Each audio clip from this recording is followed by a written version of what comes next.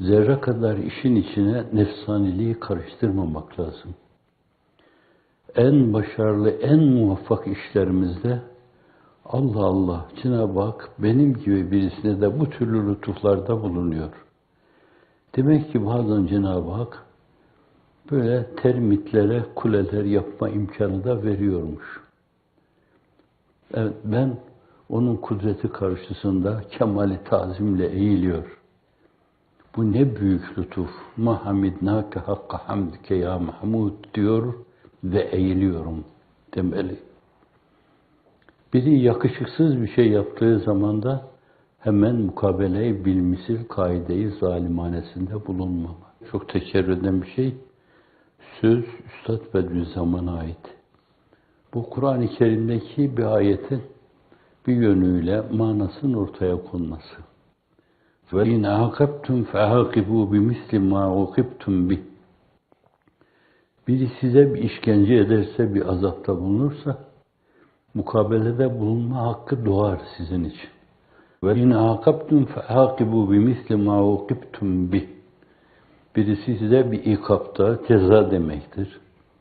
Nasıza, nabeca söz demek, incitici, acite edici bir şey söyleyebilir. Ben de aynı ile mukabelede bulunayım. O bana vandal dedi, ben de vandal diyeyim. O bana terörist dedi, ben de teröristin ta kendisi sensin falan diyeyim. Yaptığın icraattan belli. Bir de şert düşeceğim buna. Haşiyelerle meseleyi besleyeceğim. Yaptığın icraata bakılınca kendi resmini çiziyorsun falan deme gibi ilaveten şeyler söyleme. Mukabele-i bilmisil hakkınız olabilir. Fakat civan mertlik odur ki o mukabele-i bilmisil hakkını bile kullanmamalı insan. Çünkü Kur'an onun arkasında diyor ki vele in sabertum, eğer sabrederseniz, dişinizi sıkar, katlanırsanız o işe, mukabelede bulunmazsanız, belki öyle bir şeyi savma adına aktif, üstad tabiriyle müsbet bir hareketle onu savmaya gücünüz yetiyorsa onu öyle savarsınız sabırla. Lehu ve hayrun lis-sabirin. Dişini sıkıp o meseleye katlananlar için bu daha hayırlıdır. Hayır kelimesi ef'ali tafdildir. Çok daha hayırlıdır. Demek ki bak öbürüne dair bir şey söylemiyor. Ama buna gelince bu çok hayırlı bir şey. O hayırlı bir şey ufkunu gösteriyor. Bir örnek akla geldiği için arz edeyim. İşin içine nefis karıştığı zaman hemen ondan adım adım geriye çekilme mevzu. Savaş yapılıyor. Adam sizi öldürmek istiyor.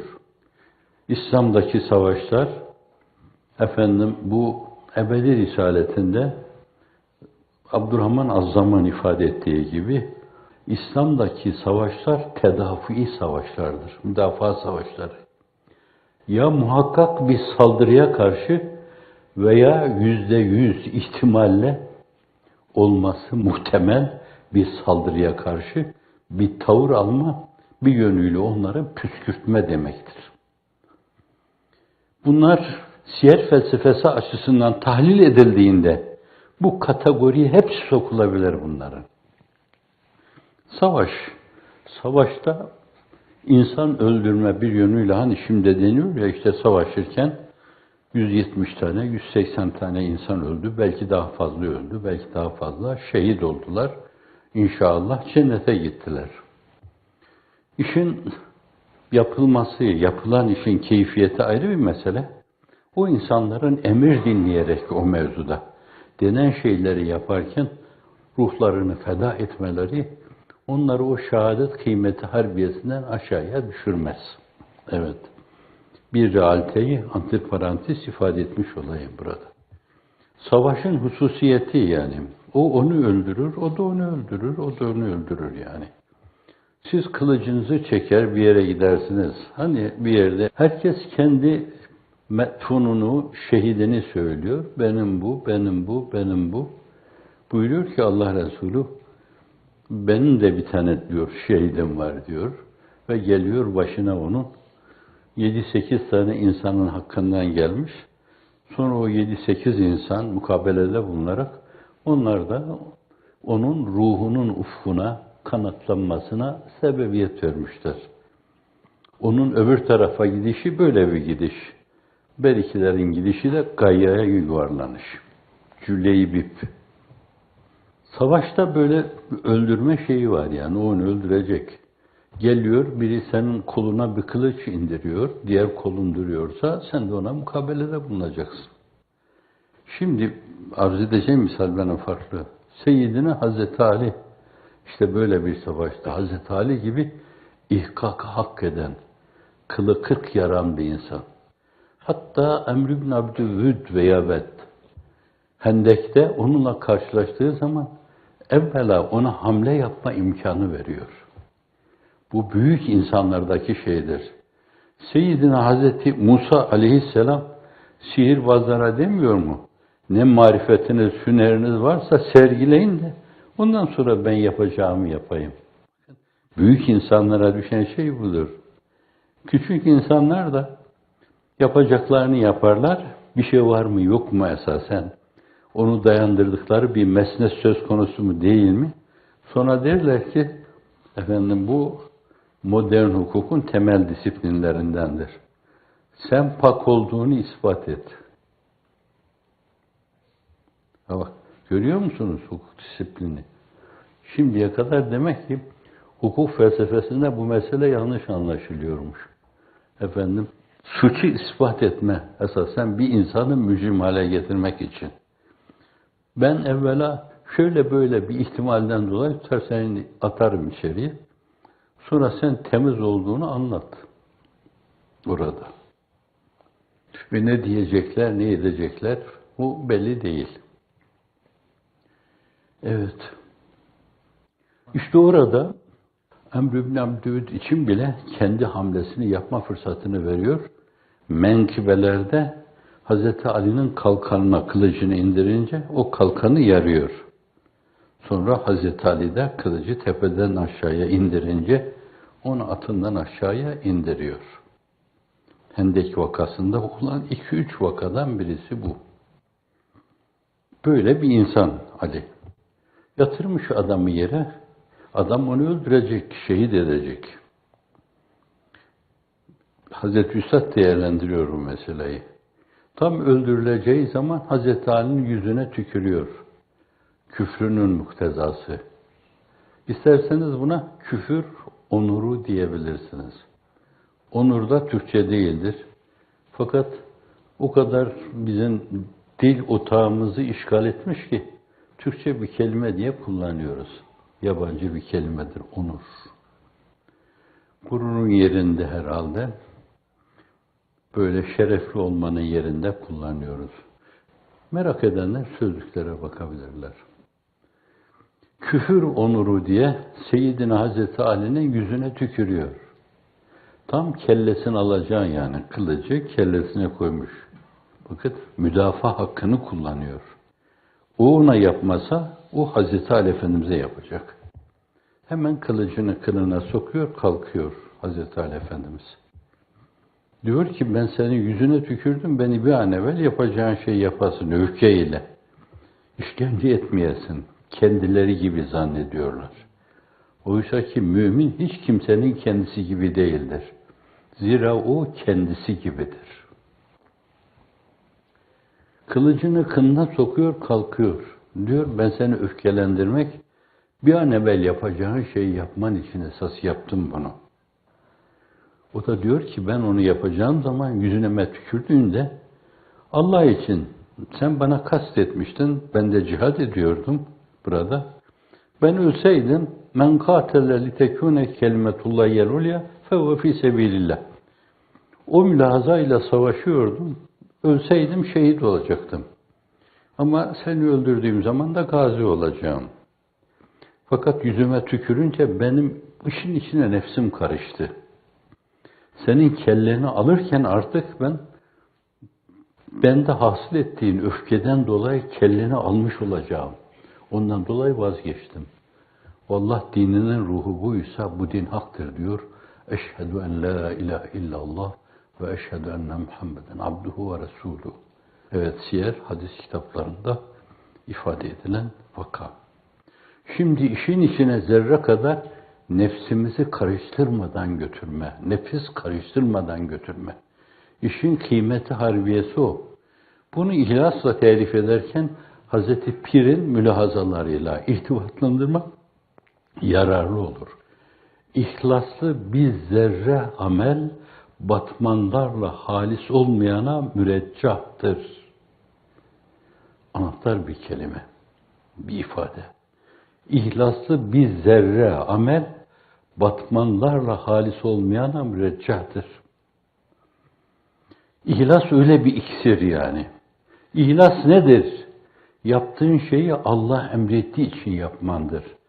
Ve Allah'ın emrettiği şekilde yerine getirmektir. Cenab-ı Hakk'ın emirlerine muvaffakat içinde onu yerine getirmektir. İşin içine nefsini karıştırdığın zaman, o zaman Cenab-ı Hakk'ın emirlerine muvaffakat mevzu zedelenmiş olur. Kazanın içine bir damla idrarın düşmesi gibi. Yahu kocaman bir kazan. İçinde 100 litre temiz şey vardı. Ama işte o bir damla onu kirletti. Bakın. Aynen onun gibi. İşin içine Allah mülahazasının dışında, biraz evvelki hadis sonu ifade ediyor. Men katele litekune kelimetullahi hiyel ulya fehuve fî sebilillah. Mefhumu muhalifi. Hadiste o yok bu. Demek ki yani bir insan yaptığı mukateleyi ilahi kelimetullah mülahazasıyla yapmıyorsa, Allah emrettiği için yapmıyorsa, o Allah yolunda değildir.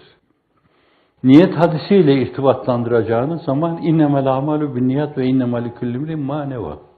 Ve men kana hicretu lillahi ve rasuli fe hicretu lillahi ve rasuli. Bir insan bir yerden bir yere yurdunu, yuvasını Allah için terk ediyorsa, ben gideyim de sesleneyim oralarda. Sesimi, solumu duyurayım. Namemi. Onlara Hicaz'dan bazı şeyler duyurayım.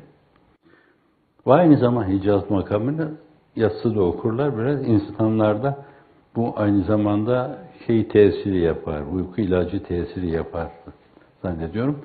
Ayhal Sungar'dan mı dinlemiştim? Yazısında nerede okumuştum?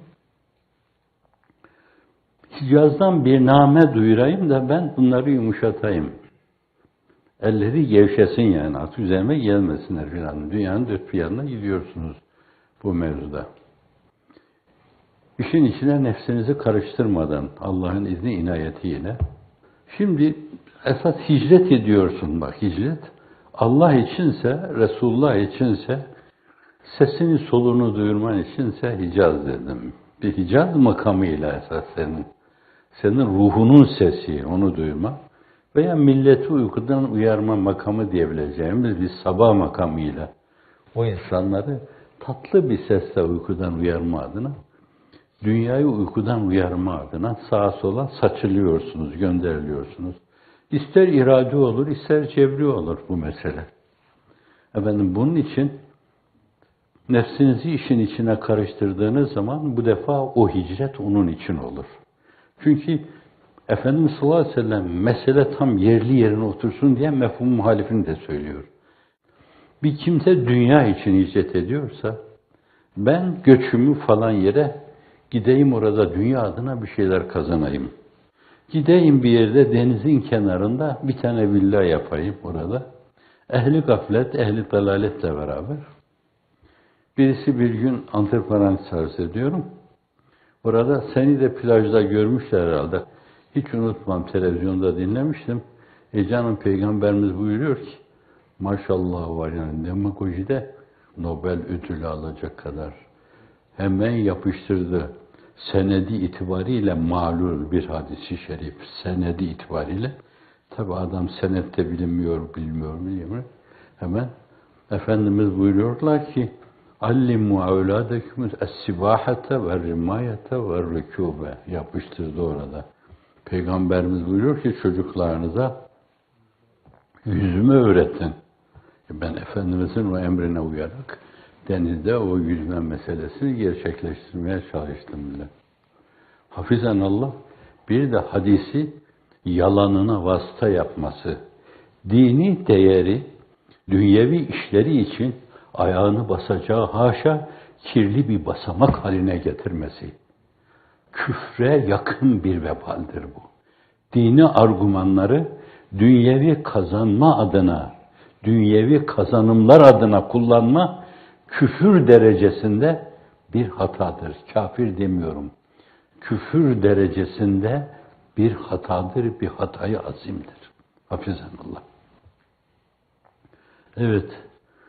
Men kâne hicretü illâhi ve resûl fe hicretü illâhi ve resûl. Men kâne hicretü illâhi dünya yusîbuha. Dünya adına bir şey elde edeyim diye gidiyor o da.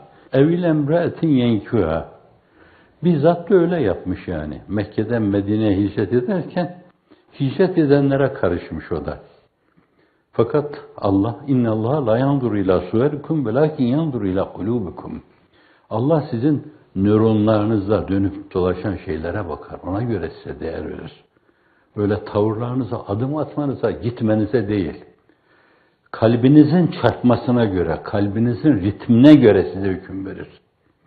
Fakat onun kalbindeki o, ben oraya gideyim de işte o kadın kaçırdık elden, orada ben ona yani Mecnun Leyla'ya ulaşsın, Ferhat Şirin'e ulaşsın, efendim Vamık Azra'ya ulaşsın. Derdi o. Fehicretu ila mahacere ileyh. Onun hicreti de onadır. Bakın. Bir insanın talip olduğu şey ne kadar büyükse o onun o mevzudaki büyüklüğünü aksettirir. Ne kadar büyük bir şeye, namütenahi bir şeye talip olmuşsanız bu aynı zamanda sizin büyüklüğünüzün aksi demektir. Cenab-ı Hakk'ın rızasına el-ihlas ve rıdak ve halisel aşkı vel iştiyak. İnsafınıza sesleniyorum. Siz dünyada imanınız zaviyesinden, imanınızı mercek yapın bu mevzuda. Veya bugün ne yapın? Merceğin büyüğünde ne var? Rasathane yapın. Efendim, temaşagah yeri yapın ve meseleye öyle bakın. Hiçbir şey el-ihlas ve rıdak ve halisel aşk vel iştiyak ila likaik. Şuna mukabil bir şey söyleyebilir misiniz siz yani bir mümin için? Allahümme el iman el ekmel. Türkçesini söylememe gerek var mı? Allah'ın mükemmeller mükemmeli bir iman. Diğerlerini siz Türkçesini söyleyebilirsiniz. Allahümme el İslam el ekmel. Allahümme el ihlas el ekmel. Allahümme el ihsan el ekmel. Allahümme el marifete tamme. Allahümme el muhabbete tamme. Allahümme hakkal yakin. Bunu 3 defa diyeceğim çünkü çok gerisinde olduğumdan dolayı arzu ettiğim bir şey. Allahümme hakkal yakin. Allahümme hakkal yakin. Allahümme es-sadakate tamme. Allahümme el-istikamete tamme. Allahümme et-tevekküle tamme. Allahümme et-teslimet tamme. Allahümme et-tefvizet tamme. Allahümme es-sikate tamme. Allahümme halisel aşk vel iştiyak ila likaik ve ila likai habibik ve ahibbaik ebedel abidin ve dehret tahirin. Cennetleri verseniz bunun yanında deryada damla kalır. Şimdi buna siz talipseniz, hep bunu kovalayıp duruyorsanız, yürüdüğünüz güzergahta buna doğru gitmeyi araştırıyorsanız şayet, bu aynı zamanda sizin kıymetinizi aksettirir. Melekler bakınca yeryüzünde kıpta ederler. İnsanlığın iftihar tablosuna baktıkları gibi. Cibril öyle demişti. Cibril, Selatü selamlarımda Kıtmir anarken onun adını anmayı ihmal etmemeye çalışıyorum. Cibril yani. Acayip bir varlık. Bütün Enbiya-i İzam'ın ruhuna o ilahi nefahatı getiren, arızasız, işin içine şerare karıştırmadan, sinyali katiyen bozmadan, her şeyi olduğu gibi aksettiren Allah'ın en emini. Fakat emanetine rağmen öyle korkuyor ki, muta'in semme emin ayeti gelince, akibetinden ben de endişe etmez hale geldim. Diyor Cibril. Bir taraftan seviye o. Bir taraftan da endişe bu. Onda bile bir havf, reca dengesi var yani. Cibril. Öyle bir şey yani. Şimdi Efendimiz'e diyor ki Miraç'ta insanı kamile. Yürü Süleyman Çelebi ifadesiyle. Top senin, çevkan senindir bu gece diyor. Ben seninle yürüyemem. Hatta bir yerde diyor ki bir adım daha atsam yanarım ben Cibril diyor. Herhalde o vücub ve imkan arası. Yani fanileri bakiden ayıran nokta. Kâbe kavseyni ev edna. Faniyi bakiden ayıran nokta. Kâbe kavseyni ev edna. O noktaya ulaşıyor. Yok ötesi onun. Kulla Allah arasındaki münasebet açısından ötesi yok. Cibril oraya ulaşamıyor, Mikail oraya ulaşamıyor, İsrafil oraya ulaşamıyor, Azrail oraya ulaşamıyor. Perdelerle oluyor onlarınki. Fakat bir insan, haşa ona salsalikel fakar demeyeceğim yani. Herhalde onunki hususi, özel bir şeydi yani onunki. Vaka insan salsalikel fakardan, tinden yaratılmıştır. Ama onun özü herhalde. Genleri belki ondandı diyeyim. Fakat böyle bir varlık, beşeri garizeye açık, cismani arzulara açık, fikri mülahazalara açık. O bedenini nasıl açtı? O garizeyi beşeriyesini nasıl açtı? O ufka nasıl ulaştı? İnsanların içinde yaşadığı halde meleklerin önüne geçti. Şimdi o onun kıymetini aksettiriyor.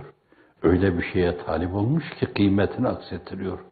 Vallahi senin kıymetine denk bir kıymet göstermek burada mümkün değildir. Bu disiplini bir kere daha hatırlatalım. Bir insanın talip olduğu şeyin kıymeti o insanın kıymetini aksettirir. Aynı zamanda onun kıymeti demektir.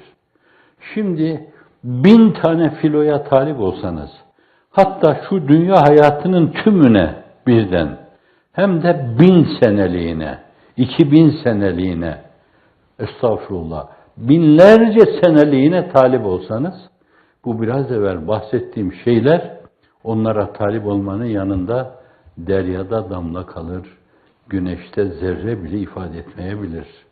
Çünkü bunların arkasında cemali ba-kemal var. Evet. Yine Bedül-Emali'nin sözüyle meseleyi ifade edelim. Yerahul mü'minûne bi gayri keyfin ve idrakin ve zarbin min misali. Müminler bi kemmu keyf, onu görürler. Yerahul mü'minûne bi gayri keyfin ve idrakin ve zarbin min misali. Bir örnek, bir misal veremeyecek şekilde. Akıl durgunluğuyla, fikrin ihatasızlığıyla. Nasıl olmaz ki? Kur'an diyor. La tudrikul absar ve huve yudrikul absar ve huvel latiful habir diyor. Bikem mukeyf diyor. Yerahul mü'minûne bi gayri keyfin ve idrakin ve darbin misali. Feyensevnen naime izâ re'evha. Cennet nimetlerini unuturlar. Benim ya falan yerde 1000 tane köşküm vardı. Ve aynı zamanda da 70 tane huri vardı. Dünyadaki filolar, villalar ne yapar, ne kıymet ifade eder onların yanında vardı. Bütün bunları unutur diyor. Hazreti Piri Muan Şemitaban Ziya-i Himmet'in beyanına bağlayarak ifade edecek olursak, dünyanın binlerce sene mesudan hayatı cennetin bir saatine mukabil, bir dakikasına mukabil gelmez. Dünyanın binlerce sene mesudan hayatı öbür alemin bir saatine, bir dakikasına mukabil gelmez. Cennetin de binlerce senesi bir dakika rüyeti cemaline mukabil gelmez. فَيَنْسَوْنَ النَّعِيمَ اِذَا رَأَوْهَا فَيَا خُسْرَانَ اَهْلَ الْاِتِزَالِ. Ehli itizal Allah'ı görmezler diyor, yazıklar olsun, yuf size der gibi bir şey diyor Bedül-Emali'de. Şimdi bir insan Bu ulviyette olan şeyler, ulviyet üstü ulviyette olan şeylere talip olmuşsa, bu aynı zamanda en azından niyet açısından onun kıymet harbiyesini aksettirir. Bir insanın niyeti neyse şayet, Allah ona göre muamele yapar. Halis niyetim benim buydu. Halis niyetim oydu ki, seni bir kemmu keyif, bir kere temaşa edeyim. Fakat yolun yarısına kadar gittim. Ancak o kadardı seninki. Yani Kabe Kavseyne ev etna ufkunu ihraz edemedin. Yani Efendimizin sahih hadiste, Buhari'de, Müslim'de ifade buyurduğu gibi, Tolunay olduğu dönemde, yani bu insanların izdihamdan dolayı birinin diğerini görmesine mani olmamasını ifade etmez adedinde müteşabih bir ifadeyle ifade ediyor. Yoksa Allah Tolunay değildir ve görülmesi de Tolunay gibi değildir. Fakat müteşabih bir beyandır bu. Yani bir gören, diğer görenin görmesine mani değil herkes. Bulundukları yerden baktıkları zaman herkes görür. Ve herkes gördüğü zaman da bayılır, kendinden geçer.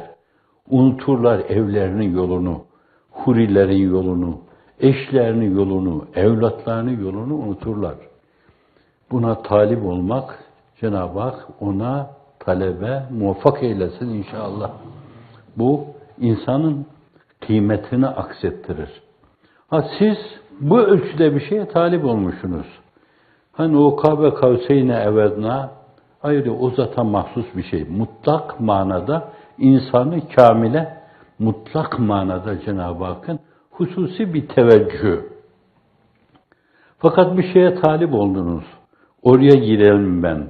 En azından görenler gibi görelim filan. Yani buna talip olmuşsunuz. Bir yerine kadar götürdünüz bu meseleyi. Cenab-ı Hak diyecek ki, benim kulum esasen meselenin müntehasına niyet etmişti. Ama kabiliyeti, donanımı, ayağına dolaşan bazı şeyler olmuştu. Bazı siyasilerle cedelleşme olmuştu. Bazıları dünyevi bazı şeyler teklif etmişlerdi. Bazıları dünyevi levsiyatla zihnini, nöronlarını kirletmişlerdi bunu. Elinde değildi onun, farkına varmadan. En azından o işin radyoaktif tesiriyle öyle bir kirlenmeye, buğulanmaya maruz kaldı. Fakat neye niyet etmiş idiyse şayet ben onu bütünüyle ona veriyorum. Bütünüyle. Buhari'nin ilk hadisi İnnemel a'malu binniyat ve innemâ likulli imrin mâ nevâ. Hadisin ravisi de sahabe-i kiramın serkarlarından, sergüzidelerinden Seyyidina Hazreti Ömer. Yahya ibn Saidül Ensari'ye kadar da hadis ahadi olarak gelir. Yahya ibn Saidül Ensari vasıtasıyla iştihar eder. Meşhur hadis haline gelir. Fakat öyle ki dinin esasatındandır.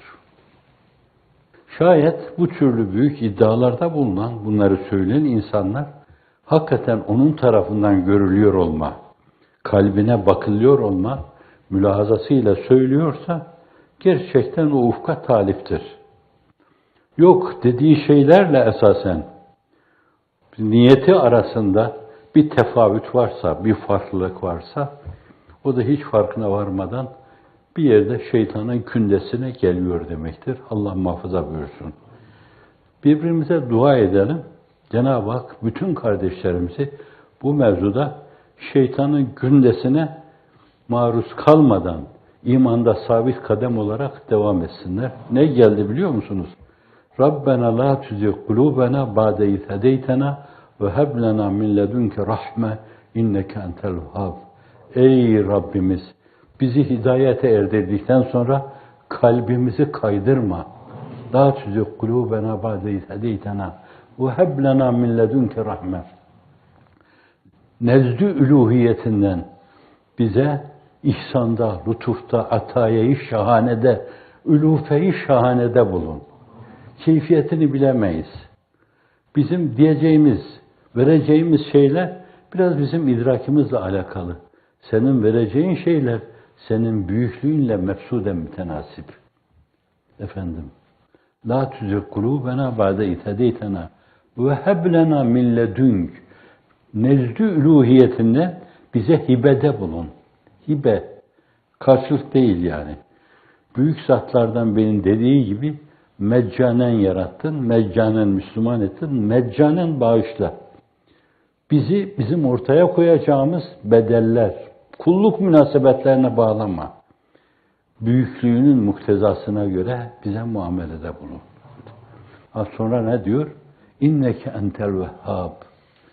Bak bir inne, bu mutlak ifade ediyor.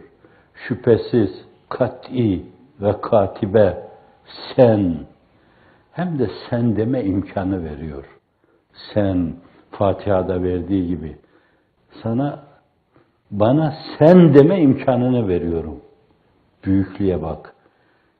Sen deme imkanını veriyorum.